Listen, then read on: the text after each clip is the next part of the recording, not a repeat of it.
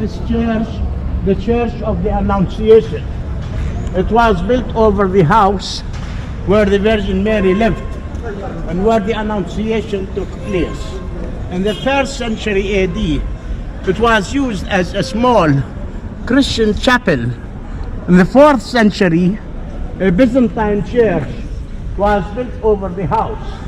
But that church was destroyed in the 7th century, then rebuilt again and destroyed.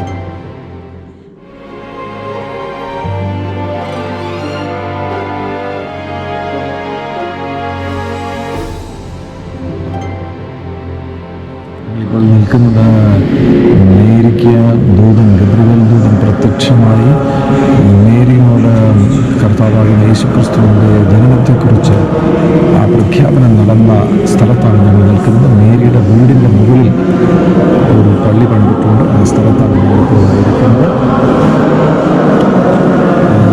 സ്ഥലത്ത് നിന്ന് ഉയർന്ന ദൈവശബ്ദം, ദൈവദൂതനിലൂടെ പുറപ്പെട്ട ആ ശബ്ദം മേരിയോട് പറഞ്ഞത്, പരിശുദ്ധാത്മാവ് നിന്റെ മേൽ വരും, അത്യുന്നതന്റെ ശക്തി നിന്റെ മേൽ മുഴലിടും.